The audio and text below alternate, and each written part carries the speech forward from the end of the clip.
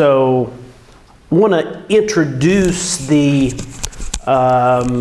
text that we'll be reading with an illustration of types this morning.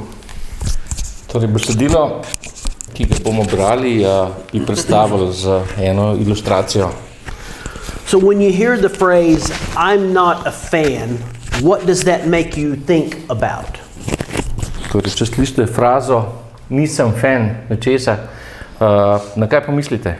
So if I were to say, I'm not a fan of sushi, what would you think my feelings about sushi is?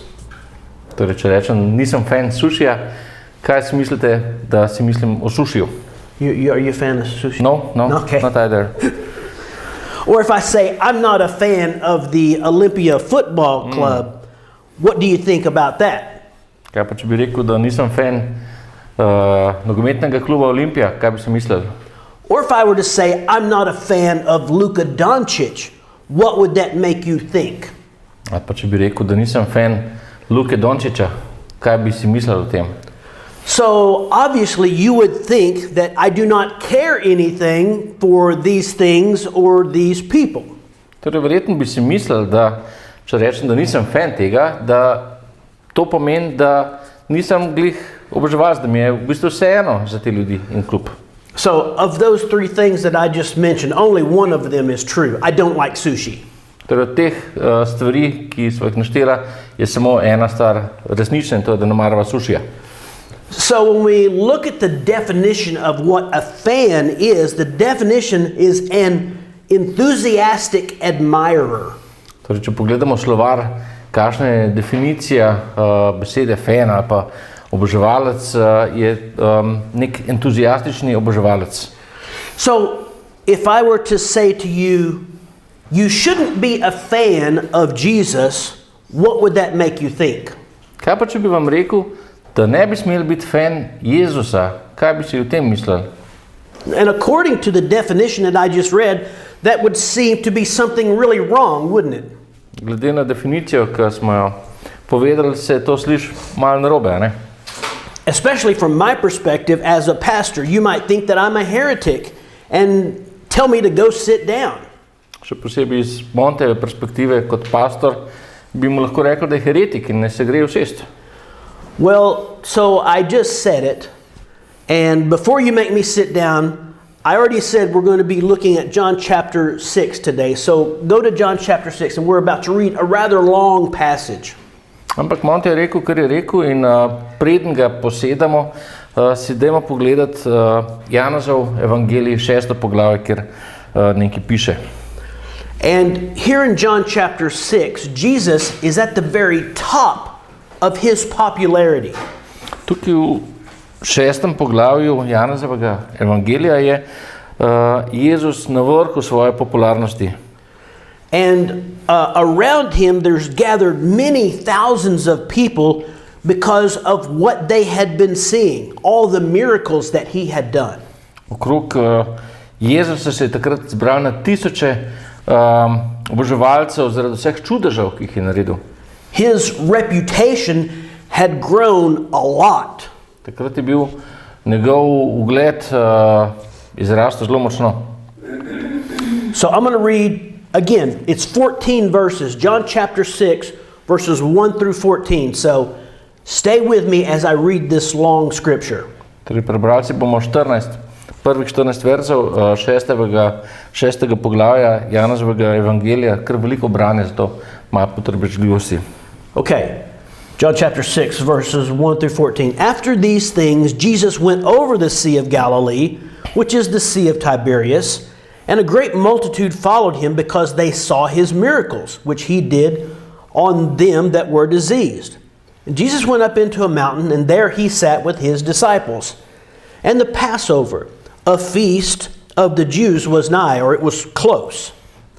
When Jesus then lifted up his eyes and saw a great company, or a great number of people, come unto him, he said to Philip, whence or from where shall we buy bread that these may eat? And this he said to prove him, for he himself knew what he would do. Philip answered him, 200 pennyworth or 200 days' wages of bread is not sufficient for them that every one of them may take a little. One of his disciples, Andrew, Simon Peter's brother, said unto him, there is a lad or a small young man here which has 5 barley loaves and 2 small fishes. But what are they among so many people? Jesus said, make the men to sit down. Now there was much grass in the place, so the men sat down, in number about 5,000. And Jesus took the loaves, and when he had given thanks, he distributed to the disciples, and the disciples to them that were sat down, and likewise of the fishes as much as they would. When they were filled, he said to his disciples, gather up the fragments that remain, that nothing be lost. Therefore they gathered them together and filled 12 baskets with the fragments of the 5 barley loaves which remained over and above unto them that had eaten. Then those men, when they had seen the miracle that Jesus did, said, this is of a truth that prophet that should come into the world. Torej piše, potem se je Jezus pripeljal na drugo stran Galilejskega, torej Tiberijskega jezera. Za njim je šla velika množica, ker je videla znamenja, ki jih je delal na bolnikih. On pa se je povzpel na goro in tam sedel s svojimi učenci. Blizu je bila paša, judovski praznik. Ko je Jezus tedaj povzdignil oči in videl, da prihaja k njemu velika množica, je rekel Filipu, kje naj kupimo kruha, da bojo tile jedli? To pa je rekel, ker ga je preizkušal. Sam je namreč vedel, kaj bo storil. Filip mu je rekel, za 200 denarjev kruha jim ne bi bilo dosti, da bi vsak dobil vsaj majhen kos. Eden izmed njegovih učencev, Andrej, brat Simona Petra, mu je rekel, tukaj je deček, ki ima 5 ječmenovih hlebov in 2 ribi. Kaj je to za toliko ljudi? Jezus je dejal, posedite ljudi. Bilo pa je na tistem kraju veliko trave. Posedlo je torej kakih 5000 mož. Tedaj je Jezus vzel hlebe, se zahvalil in jih razdelil med sedeče. Prav tako je razdelil tudi ribe, kolikor so hoteli. Ko so se najedli, je rekel svojim učencem, poberite koščke, ki so ostali, da se kaj ne zgubi. Pobrali so jih torej in napolnili 12 košar s koščki, ki so od 5 ječmenovih hlebov ostali tistim, ki so jedli. Ko so ljudje videli, da je storil znamenje, so govorili, ta je resnično prerok, ki mora priti na svet. So we could say here that Jesus has a great number of fans, doesn't he? Torej tukaj vidimo, da ima Jezus veliko število fanov, oboževalcev, ne? So the text that we just read tells us that there was 5,000 men that were fed. Besedilo, ki smo ga prebrali, govori, da je bilo 5000 mož nahranjenih. Now that doesn't even count the women and children. In ponovadi se v to naštejo ženske in otroci. So many people think that it could have been as many as 10,000 people there. Mnogo ljudi danes meni, da je bilo verjetno 10,000 ljudi tam. So that's a lot of satisfied people that were filled with what Jesus had provided. Torej, to je zelo veliko število zadovoljnih ljudi, ki so bili polni in zadovoljni s tem, kar jim je Jezus priskrbel. That would make you very popular and give you lots of fans. S tem lahko postanete zelo popularni in dobite veliko fanov. Now, at this time, maybe nobody had as many fans in all of Israel as Jesus did. V tem času mogoče nihče v Izraelu ni bil tako priljubljen, kot je bil Jezus. So, what we just read, there's a whole message here about what Jesus had done with just 5 loaves and 2 fishes. Torej, tukaj je bilo celotno sporočilo o tem, kaj je Jezus naredil samo s 5 hlebci in z 2 ribama. It's obvious that Jesus is a miracle worker. In tukaj je jasno, da je Jezus čudodelnik. He can take a small amount of food and multiply it to feed many thousands. Jezus lahko vzame malo hrano in jo pomnoži in s tem nahrani na 1000 ljudi. He's able to heal those that are sick and diseased. Jezus je tudi sposoben pozdraviti tiste, ki so bolani. And that last verse that they read there, everyone knew that there was something special, very special about Jesus. Iz te zadnje vrstice, ki smo jo prebrali, je razvidno, da je res nekaj zelo posebnega na Jezusu. Now, if we were to continue reading there in John chapter 6 where we left off, the next story that we would see is when Jesus came walking on the water during a storm. Torej, če bi še naprej brali iz tega 6. poglavja Janezovega evangelija, bi videli, kako iščejo Jezusa, ki hodi po vodi. So, as we read this story, we get impressed by this question, who does these types of things? In ko beremo zgodbo, se vprašamo, kdo počne take stvari. So those people who had been fed by this miracle of Jesus the day before, now they're looking for him again. And we pick up the story in John chapter 6 verse 24. Torej, te ljudje, ki jih je prej Jezus nahranil, zdaj spet občudujejo Jezusa in bomo nadaljevali zgodbo v 24. verzu. So I'm going to read verses 24 through 26. It says, "When the people therefore saw that Jesus was not there, neither his disciples, they also took up shipping and came to Capernaum, seeking for Jesus. And when they had found him on the other side of the sea, they said unto him, Rabbi, when camest thou hither? Or when did you come here? Jesus answered them and said, Verily, verily, I say unto you, you seek me not because you saw the miracles, but because you did eat of the loaves and were filled." Torej, tukaj beremo iz 6. poglavja Janezovega evangelija 24 do 26. vers, kjer piše: Ko je množica videla, da tam ni ne Jezusa, ne njegovih učencev, so sami stopili v čolne, odpluli v Kafarnaum in iskali Jezusa. Ko so ga našli na drugi strani jezera, so mu rekli: Rabi, kdaj si se znašel tukaj? Jezus jim je odgovoril in rekel: Resnično, resnično, povem vam, ne iščete me zato, ker ste videli znamenja, ampak zato, ker ste jedli kruh in se nasitili. So Jesus is essentially calling them out for what they actually are. They're just fans of him because they've been fed. Torej, Jezus jim tukaj pove točno to, kar te ljudje so, da so oni v bistvu samo njegovi oboževalci, njegovi fani.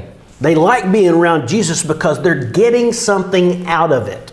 Oni so radi v bližini Jezusa, ker ima pač nekaj od tega. Now, I think we should be honest right here when we think about this. In mislim, da moramo biti iskreni, ko razmišljamo o tem. If you are a fan of, let's say, a sports team, it's almost always because at some point in time in your life, or maybe your parents' life, that team or that person were champions, or at least really good in their sport.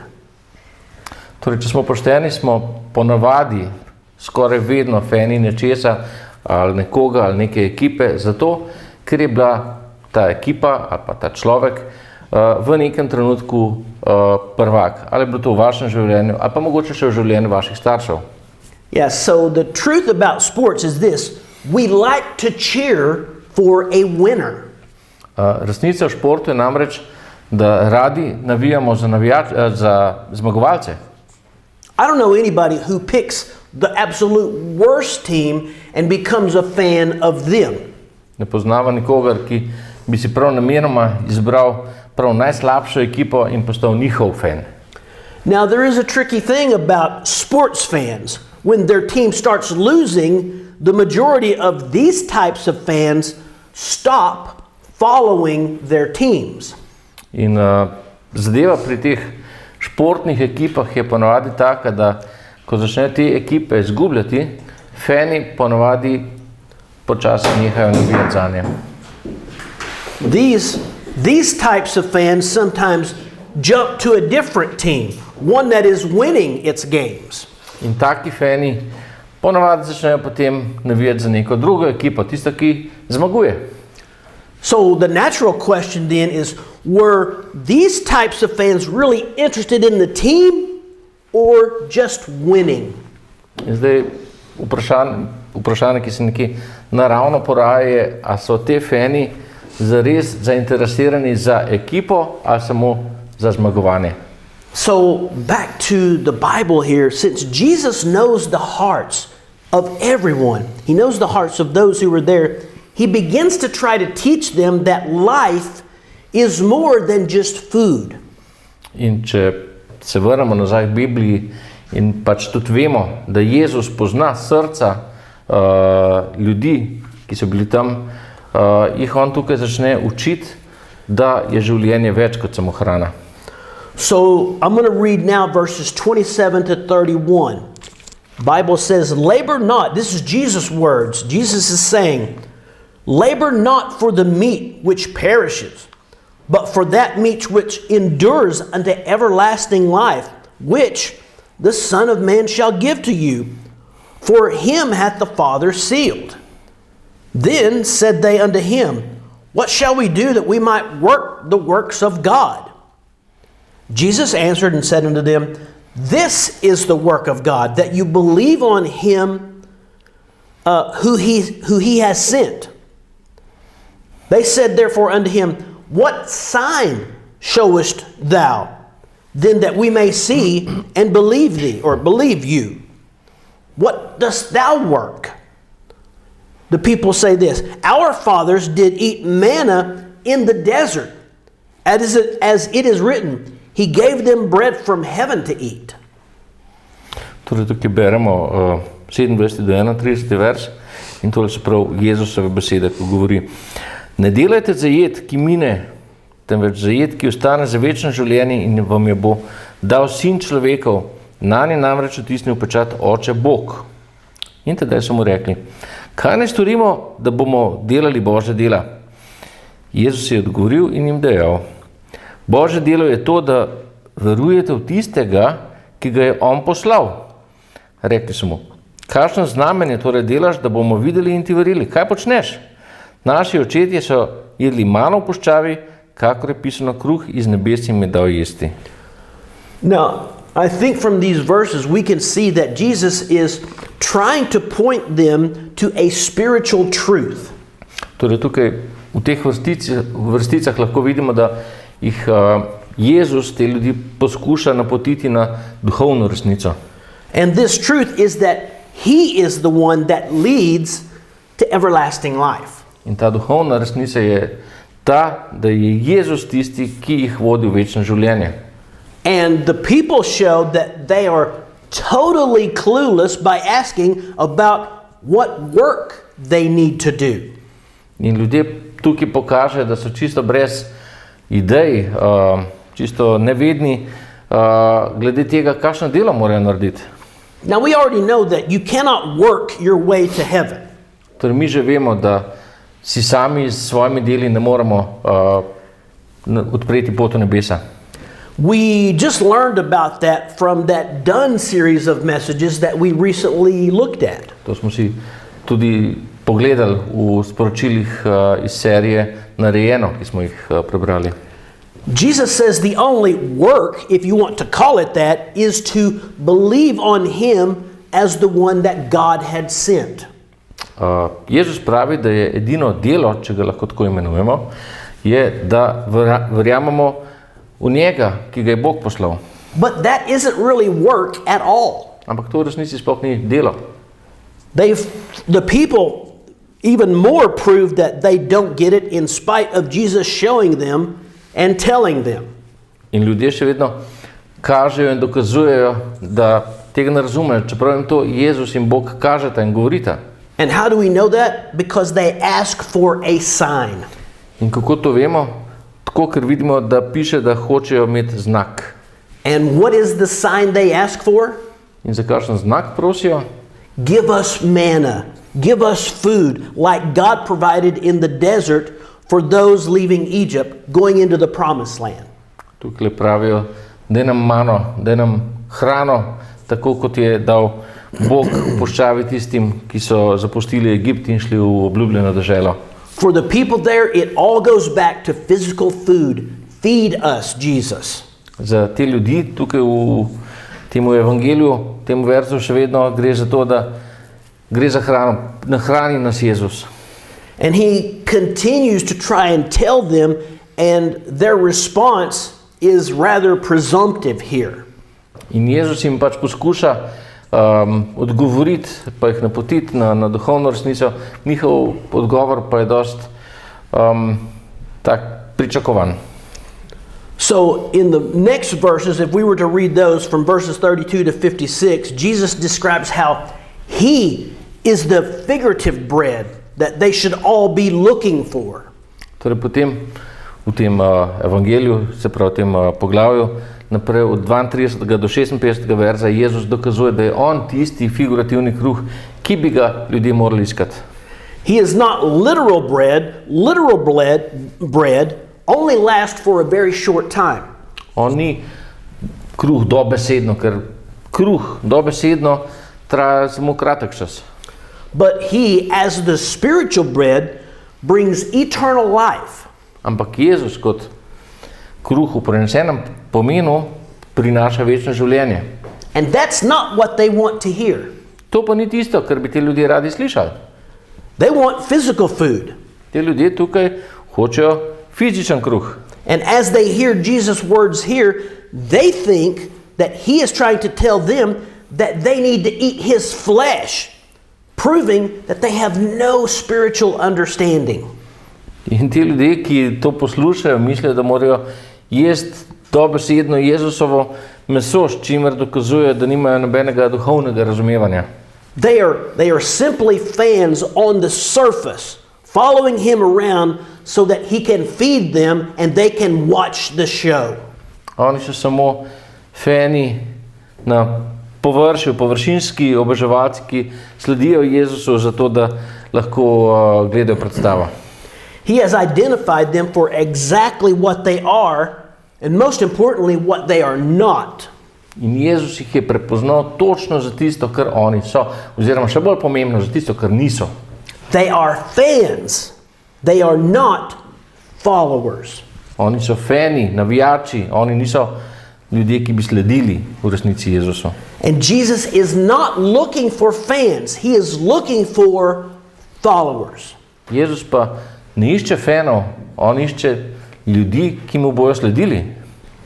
So let's look here at their response in verses 60 to 66. Again, several verses. It says, "Many therefore of his disciples, when they heard this, said, 'This is a hard saying. Who can hear it?' When Jesus knew in himself that his disciples murmured at it, he said unto them, 'Does this offend you? What, and if you shall see the Son of Man ascend up where he was before? It is the Spirit that quickeneth, or makes alive. The flesh profits nothing. The words that I speak unto you, they are spirit, and they are life. But there are some of you that believe not.' For Jesus knew from the beginning who they were that believed not, and who should even betray him. And he said, 'Therefore said I unto you, that no man can come unto me, except it were given him of the Father.' From that time, many of his disciples went back and walked no more with him."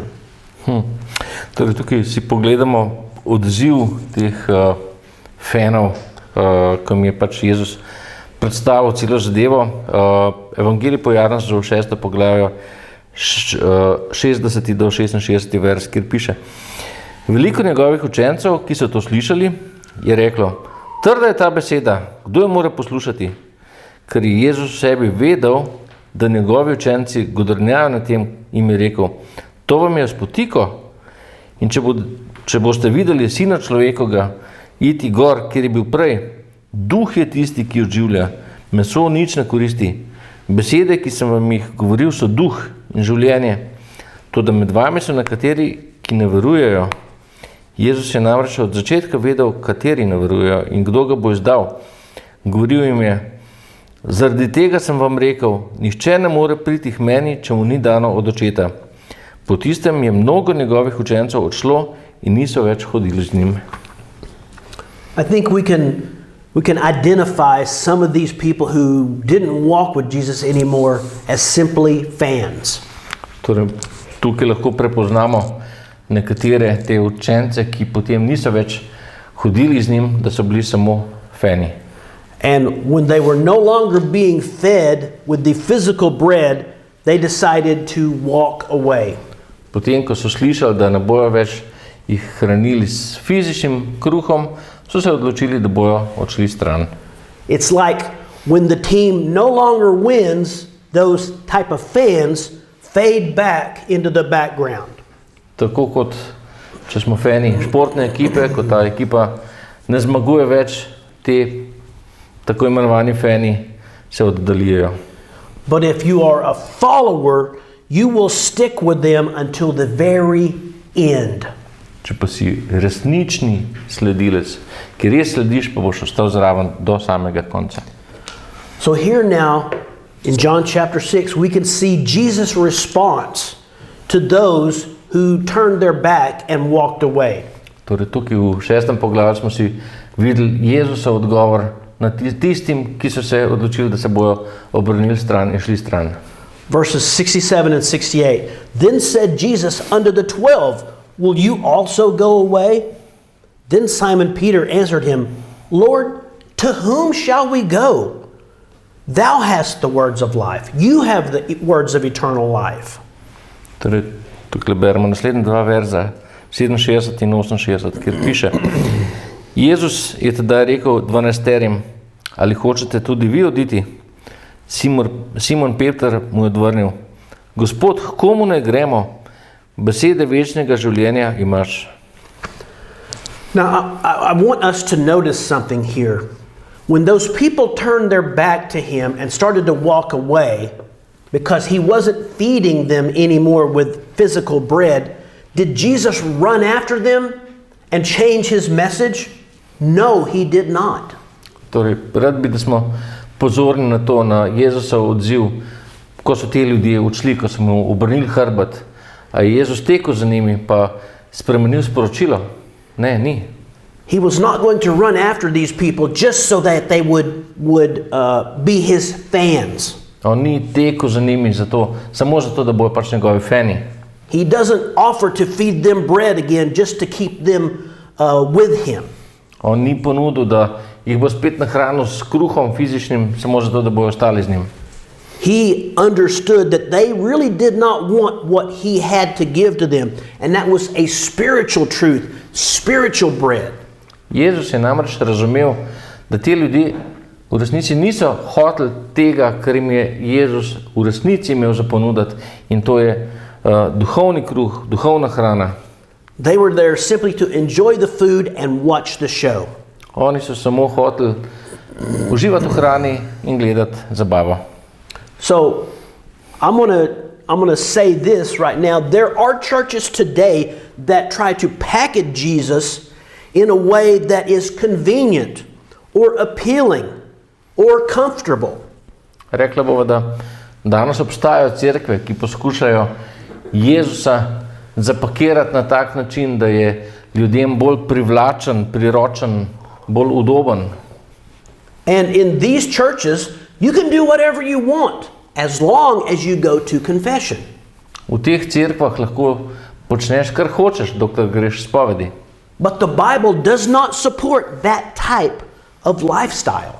Ampak Sveto pismo, Biblija, ne podpira takega načina življenja.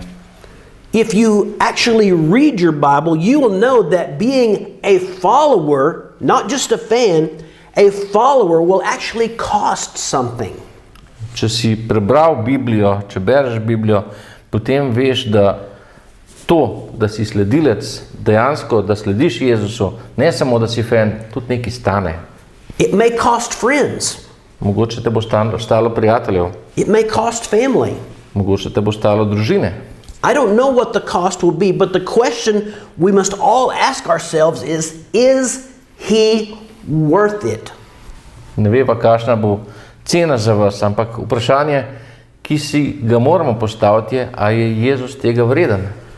So the question I want all of us to ask ourselves is, do I want to be simply a fan, or do I want to be a follower? Torej vprašanje, ki si ga moramo vsi zastaviti, je, a si želim samo biti samo fan, ali hočem dejansko slediti Jezusu. So maybe we ask ourselves the question, what does it mean to be a follower? Torej, lahko si vprašamo vprašanje, kaj pa pomeni slediti Jezusu? Is it going to church? A to pomeni, da je treba hoditi v cerkev? Are your grandparents or parents Christian? That makes you a Christian? A to pomeni, da če so bili vaši starši ali pa stari starši kristjani, ste s tem vi tudi kristjani? Am I a follower simply because I was baptized as a baby? A sem sledilec zato, ker sem bil krščen kot otrok? Am I a follower because I've been through catechism class? A sem sledilec zato, ker sem bil pri pouku verouka? Am I a follower because I've taken First Communion? A sem sledilec zato, ker sem šel na prvo obhajilo? It's none of these things. Pa ni nič od tega. Now, what if the question, what does it take to be a follower, what if that was the qualifier for actually entrance into heaven? Torej, kaj če bi bilo vprašanje, ali sledim Jezusu, dejansko kvalifikator za vstop v nebesa? Wouldn't finding the answer to that question be a huge motivation to us? A nam ne bi s tem postalo iskanje odgovora na to vprašanje velika motivacija za nas? What if Jesus was to look you in the eyes and personally ask you this question himself? What would be the evidence that you are a follower of me? Kaj bi bilo, če bi te Jezus pogledal v oči in te vprašal, kje je dokaz, da si ti moj sledilec? It is one thing to convince me or someone else, but knowing that Jesus sees our hearts, even our thoughts, would we come closer to calling ourselves fans or true followers? Torej, ena stvar je prepričati drugega človeka, mene, njega, da sledimo Jezusu. Druga stvar pa je prepričati Jezusa, ki dejansko vidi v naša srca, a smo fani ali zares sledimo Jezusu. So if we go back to that dictionary definition of a fan, it's an enthusiastic admirer. Torej, če se vrnemo k tisti definiciji fana, ki naj bi bil navdušen oboževalec. And almost always we give ourselves the benefit of the doubt and we don't evaluate ourselves honestly. In skoraj vedno se lahko potem prepustimo dvomu in se ne ocenjujemo pošteno.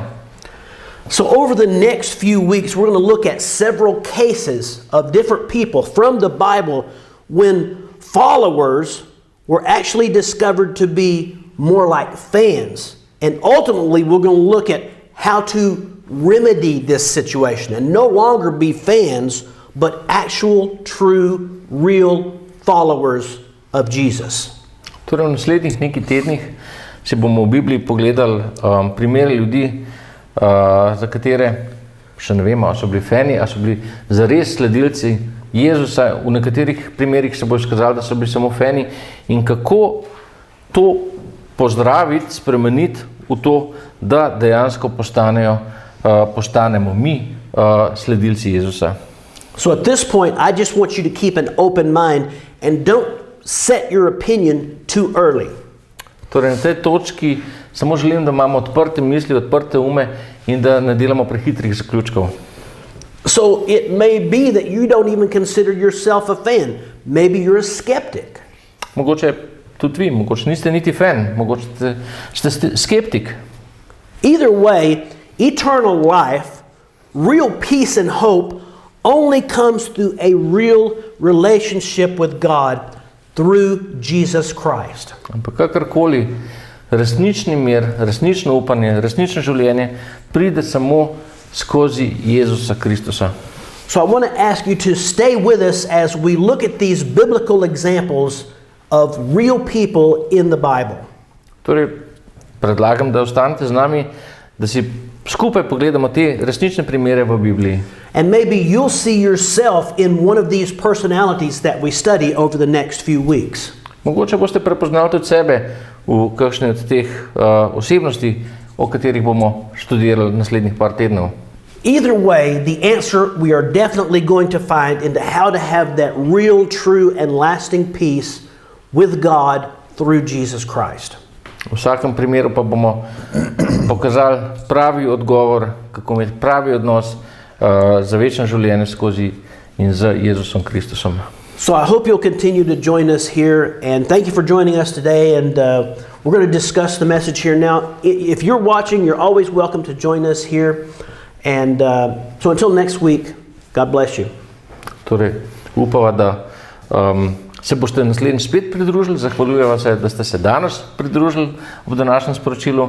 Želimo vam, da vas Bog čuva, ohranja v miru in zdravju, in do naslednjič vas lepo pozdravljamo.